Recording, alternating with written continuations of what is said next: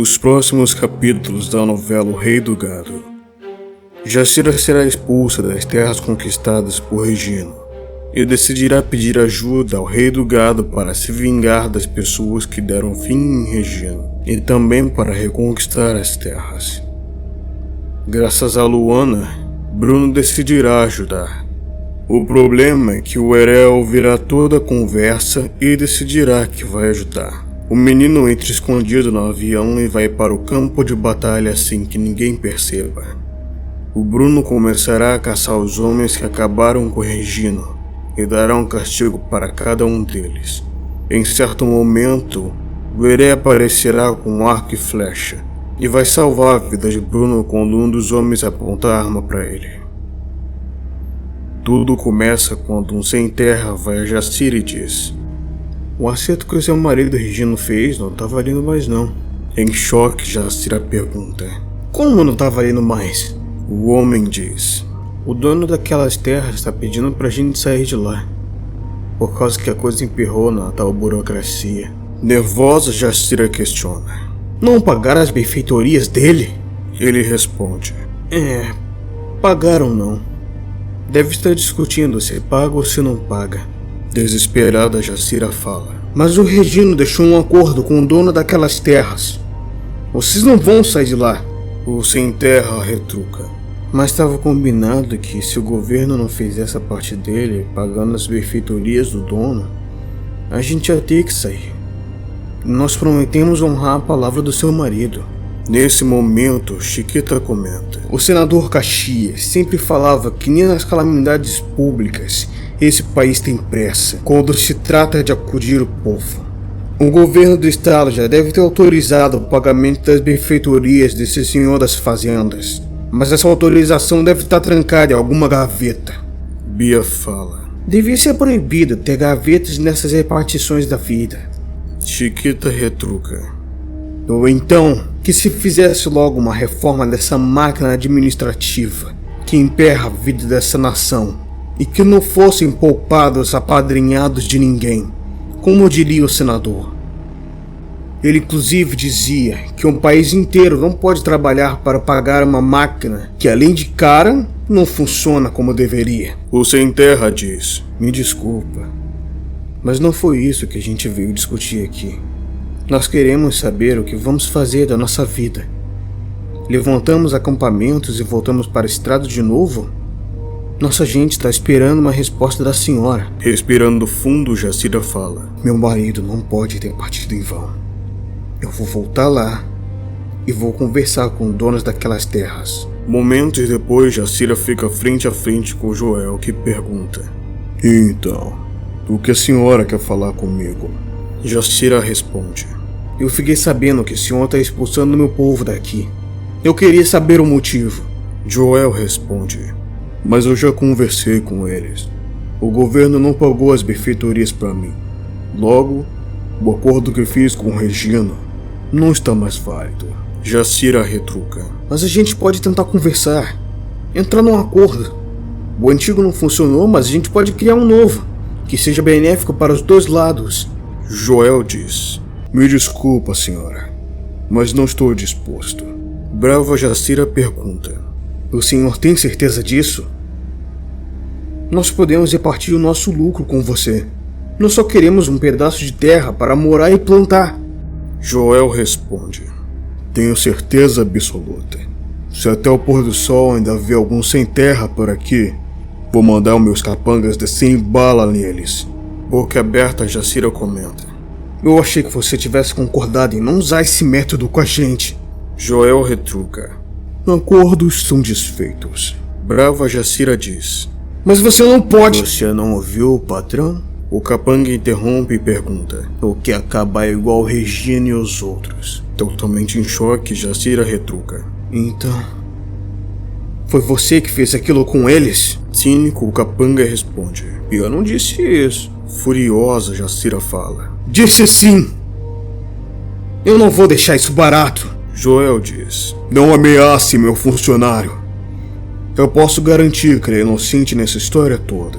Trêmula, Jacira fala: "Eu não acredito nisso." Aos risos, Joel fala: Você pode não acreditar nas tuas terras, porque aqui vocês não pisam mais. Passar bem. Quando Jacira volta ao seu assentamento, Bia pergunta: Por que você tá tão brava desse jeito? As coisas não deram muito certo por lá? Jacira responde: Aquele fazendeiro praticamente confessou que ele está tirando o nosso povo das terras dele porque quis. Ele diz com todas as letras que acordos podem ser desfeitos. Mas o pior não é isso. Com os olhos arregalados, Bia pergunta: E o que pode ser pior? Jacira responde: Eu tenho certeza que os capangas dele deram cabo do Regino. Bia pergunta: Como você sabe disso? Jacira responde: Porque um deles me disse que faria comigo o que fez com o Regino. Ele tentou desconversar, mas já era tarde, eu já tinha pescado tudo. Nervosa, Bia diz: Mas a gente tem que fazer alguma coisa. Preocupada, Jacira questiona: Mas o que? Bia responde: Eu acho que você deveria falar com seu Bruno.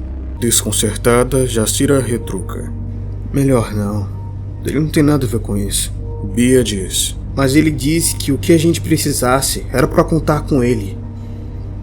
Jacira, você está sendo ameaçada e nosso povo também. Agora é hora de colocar alguém influente no meio antes que vire um desastre. Desviando o olhar, Jacira comenta: Não sei, isso parece meio impossível de acontecer. Bia diz: Mas você só vai descobrir se for falar com ele. Além disso, a Luana tá com ele. Eu aposto que ela vai querer ajudar. Após pensar alguns segundos, Jacira fala: Você tá certa, eu vou falar com ele. No dia seguinte, Jacira e Bia chegam na casa de Bruno e eufórica Luana comenta: Meu Deus, eu não esperava vocês por aqui. Tudo bem com vocês? Jacira responde: Está sim, Luana. Mas estamos precisando urgentemente falar com seu Bruno. Será que ele está por aí? Luana responde: Está sim, eu vou chamar por ele. Quando Bruno as cumprimenta e pergunta: Então, qual é o assunto? Bia responde: O nosso povo está sendo mandado embora da terra que o conquistou. Em choque, Bruno questiona: Mas por qual motivo? Jacira responde: Eu estou desconfiada que isso está acontecendo porque o Regino se foi. Mas o pior de tudo é que eu acho que eles mesmos fizeram isso com ele. Assustada, Luana pergunta: E como você sabe disso? Jacira responde: Porque eu andei conversando com o fazendeiro e os capangas dele. O tom da conversa foi exatamente esse: culpa. Em choque, Bruno comenta: Mas como pode acontecer uma coisa dessas? Jacira diz: E é isso que a gente veio pedir para o senhor. Queremos que com sua influência o senhor consiga fazer com que nosso povo permaneça por lá e de quebra se vingue daqueles que tiraram a vida do Regino. Desviando o olhar, Bruno comenta: Não sei. O julgamento do meu filho está perto. Eu não quero me envolver em encrenca. Isso pode afetar o meu filho de certa forma. Brava, Luana retruca: Se ele não quer ajudar, então ajuda. Eu vou com vocês. Nervoso, Bruno diz: Não, você não pode fazer isso. Determinada, Luana diz: Ou você vai, ou eu vou. Decide. Respirando fundo, Bruno fala: Tá certo, eu vou. Mas só se você prometer que vai ficar quietinha em casa cuidando do nosso filho. Luana comenta: Eu prometo. Momentos depois, Bruno liga para Zé do Araguaia e quando ele atende diz: Eu preciso que você vá até o assentamento da Jacira. Eu vou mandar um avião para você. Curioso, Zé pergunta: E o que o senhor quer que eu faça lá? Bruno responde: Chegando lá eu explico. Mas vamos fazer justiça pelo Regino. Nesse momento, o Heré ouve toda a conversa e diz: Patrão vai avoar. Eu vou avoar junto com o patrão.